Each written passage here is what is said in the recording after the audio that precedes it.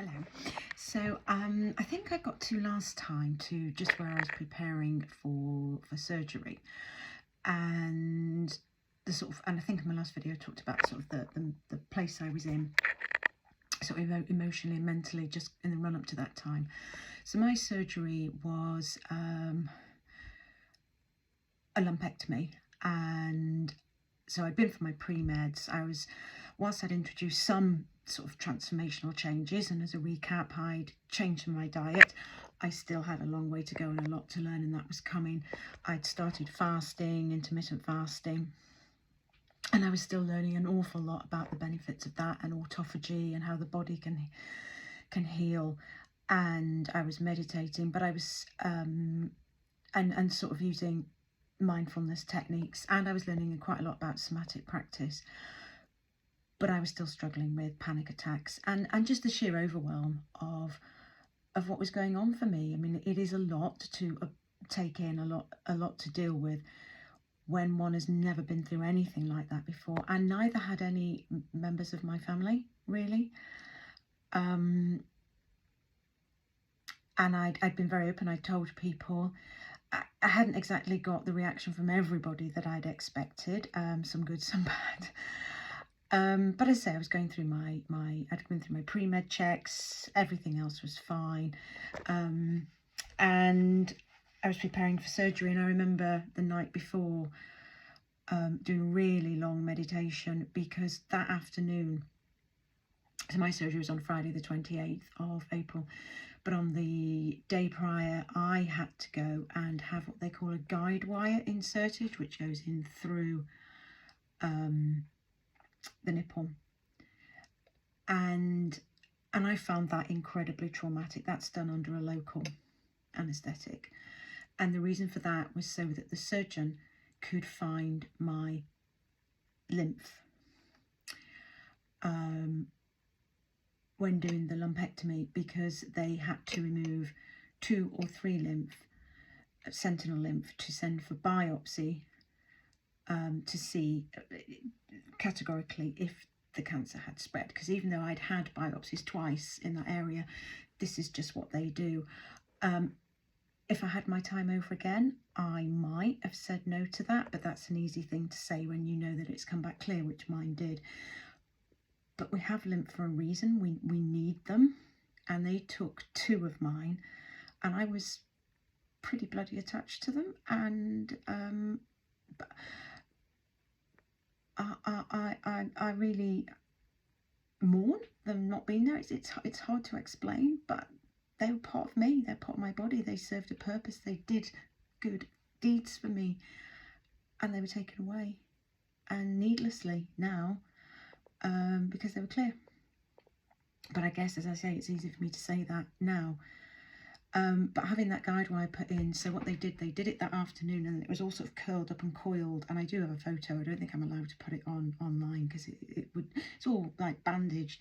But I found that very traumatic. And then this is the bit that really I found quite bizarre, was they have to put a dye in. So that the surgeon can track that and find the lymph. And I had to have that done first thing the day of surgery, something like 8:30 before my operation. And the department that I had to go to have this dye put in was called nuclear. I mean, do they think, I know, I don't want anyone to come at me and say that I'm not grateful, because I am so incredibly grateful for the NHS and what they did to help me. But that doesn't detract from the thought that goes behind the names they give fancy giving that the name of nuclear. Doesn't exactly make you feel all warm and fuzzy inside. But that said, the people that dealt with me, the staff, and that day were amazing. It was like being wrapped in a warm blanket, a warm metaphorical hug. Everybody was so kind and thoughtful, and quite a lot of the people that I saw for various scans and treatments, once they've read my notes and they saw who my surgeon was, they were like, you've got the best. You're in very safe hands. So I had Miss Shelley Potter, and yeah, amazing. I was very, very fortunate to have her so incredibly grateful. I mean, she must have got A stars in needlework for a start, because now 2 years on, the nipple, you wouldn't even know, and I've lost no sensation, and under here, and I will show you another time, just a tiny little scar, so neat and healed so beautifully. But the anaesthetist, the theatre staff, everybody was just so kind and respectful. But one interesting thing is, I think I was number 3 to go down that day from the people that Miss Potter was operating on. And obviously they keep checking your name but when they took my blood pressure, just immediately before they took me down to theatre for anaesthetic, my blood pressure was perfect, 120/80. And my husband looked at me and he said, "How do you do that?" And I said, "It's weird, isn't it? It's mindset." I said, "Because I've always had perfect blood pressure.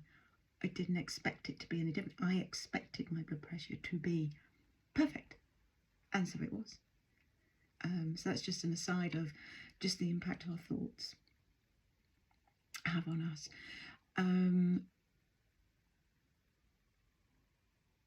So yeah, the operation was successful. Miss Potter afterwards said I have very youthful breasts. And then, of course, you come out from anaesthetic. I always cry. I've had anaesthetic, general anaesthetic before. I had eye surgery, and I've talked about the eye defect, strabismus, before, and I'll come back to that, actually. But one of the disappointments I had that day is when I came out from my surgery, what did they offer me? And then you'd think, wouldn't you? You'd think they'd be offering you something nutritious to eat. Biscuits. That's what I was given to eat after. Biscuits. Sugar. I know better now. I mean, I was just ravenous, but I know better now. But I remember I came home, and my husband took really good care of me. And I think I still just sort of slept, walked, if that's even a word, through that day. And obviously the next morning I was incredibly sore, very, very sore. But you know what I did? And this was like how mindset of everything I'd said from that day of the diagnosis of I'm taking my power back. I said I was given exercises I needed to do, and I did them. I had to do them 3 times a day. They were very quick, very easy, but I had to do them 3 times a day to help my recovery. And so I did my exercises, and then I told my husband I was going with him for a walk. And yes, I was very slow because I felt very groggy, and obviously I was very tentative about jarring anything. I walked 4 miles because I wanted fresh air, I wanted greenery, I wanted to feel breeze on my face, I wanted to feel fresh air in my lungs, I wanted to feel my body move, and I needed to feel as normal as possible, and to send those messages to my body of we're good, we're safe, and we're good. So that was surgery day. If I had my time over again, I wouldn't have eaten biscuits. But everything else, the perfect blood pressure, the wonderful caring staff, the smoothness of the surgery, I'm forever grateful. So yeah, just a quick one today. And next time I'll talk more about sort of what came after, and then how the changes and the transformation journey evolved.